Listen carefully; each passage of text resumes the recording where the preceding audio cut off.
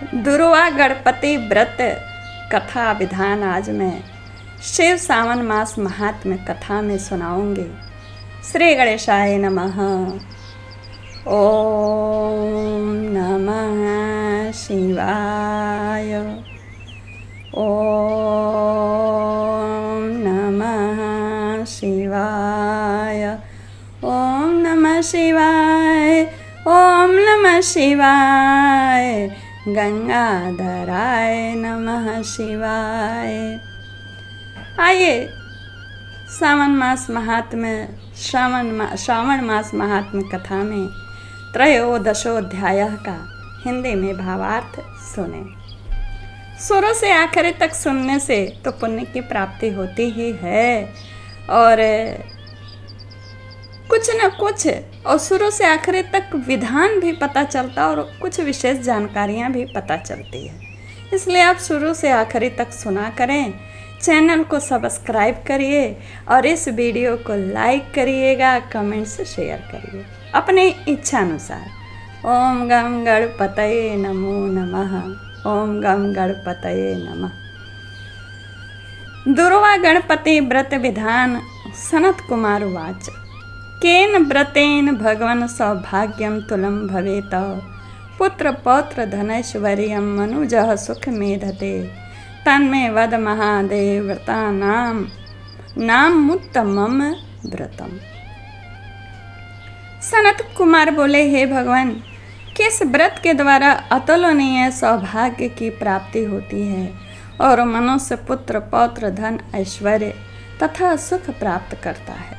हे महादेव, व्रतों में उत्तम उस व्रत को आप मुझसे बताइए। ईश्वर बोले, हे सनत कुमार, तीनों लोकों में विख्यात दुर्वा गणपति व्रत है। सर्वप्रथम भगवती पार्वती ने श्रद्धा के साथ इस व्रत को किया था। हे मुनि सत्तम, इसी प्रकार पूर्व में सरस्वती महेंद्र विष्णु कुबेर अन्य देवता मुनि जन गंधर्व किन्नर इन सभी ने इस व्रत को किया था।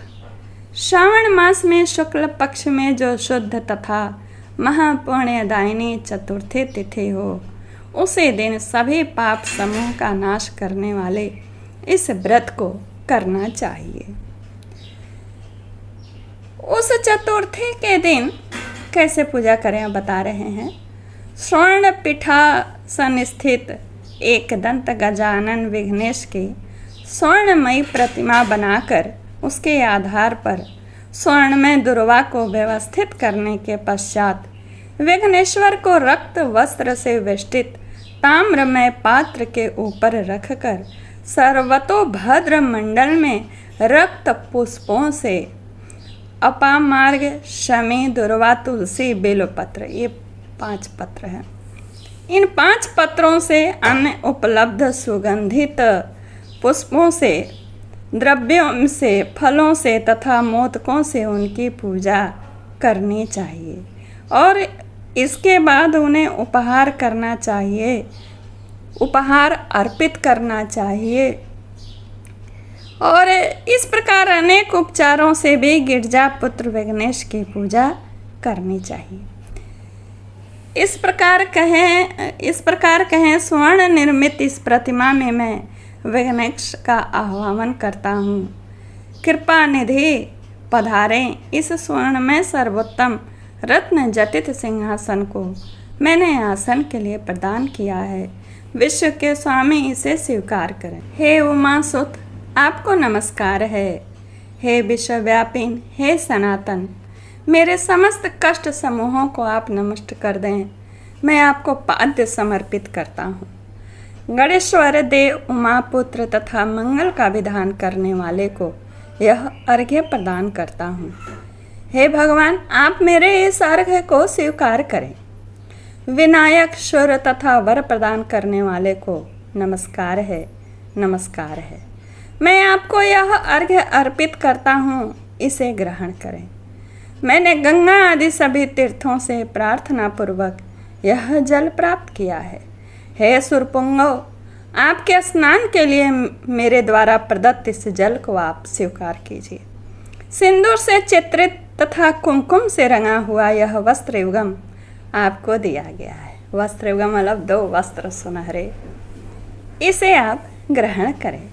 लंबोदर तथा सभी विघ्नों का नाश करने वाले आप देवता को मेरा नमस्कार है।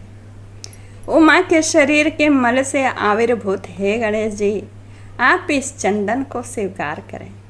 हे सुश्रेष्ठ, मैंने भक्ति के साथ आपको रक्त चंदन से मिश्रित अक्षत अर्पण किया है।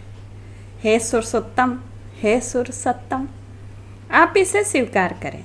मैं चंपा के पुष्पों, केतकी के पत्रों तथा जपा कुसुम के पुष्पों से गौरी पुत्र की पूजा करता हूँ। आप मेरे ऊपर प्रसन्न हुए। सभी लोकों पर अनुग्रह तथा दानों का वध करने के लिए स्कंद गुरु के रूप में अवतार ग्रहण करने वाले आप प्रसन्नता पूर्वक यह धूप लीजिए। परम ज्योति प्रकाशित करने वाले तथा सभी सिद्धियों को देने वाले आप महादेव पुत्र को मैं दीप अर्पण करता हूँ और आपको मेरा नमस्कार है। तत्पश्चात गणानाम ताम इस मंत्र से मोदक 4 प्रकार के अन्न, कैसे? भक्ष्य, भोज्य, लेह, चूसने वाले, पायस तथा लड्डू आदि का नैवेद्य अर्पण करें। मैं आपकी मुख शुद्धि के लिए आदर पूर्वक कपूर, इलायची तथा नागवल्ली के दल से युक्त तांबूल आपको प्रदान करता हूँ। हिरण्य गर्भ के गर्भ में स्थित अग्नि के स्वर्ण बीज को मैं दक्षिणा रूप में आपको प्रदान करता हूँ, अतः आप मुझे शांति प्रदान कीजिए। हे गणेश्वर, हे गणाध्यक्ष, हे गौरी पुत्र, हे गजानन, हे इभानन, आपकी कृपा से मेरा व्रत पूर्ण हो। इस प्रकार अपने सामर्थ्य के अनुसार विघ्नेश का विधिवत पूजन करें। उपस्कर यानी निवेदित सामग्री सहित गणाध्यक्ष को आचार्य के लिए अर्पण कर देना चाहिए। उनसे प्रार्थना करें, हे भगवान, हे ब्रह्मन, दक्षिणा सहित गणराज की मूर्ति को आप ग्रहण कीजिए। आपके वचन से मेरा यह व्रत आज पूर्णता को प्राप्त होता है। जो मनुष्य 5 वर्ष तक इस प्रकार व्रत करके उद्यापन करता है वह वांछित मनोरथों को प्राप्त करता है और देहांत के बाद शिवलोक को जाता है।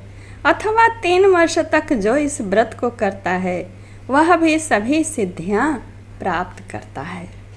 जो व्यक्ति उद्यापन के बिना इस उत्तम व्रत को करता है, विधि के अनुसार भी उसका जो कुछ किया हुआ होता है बिना उद्यापन के सब निष्फल हो जाता है। कोई भी व्रत करें उसका उद्यापन बहुत जरूरी है। अब उद्यापन विधि बताई गई है। उद्यापन के दिन प्रातःकाल तिल से स्नान करें।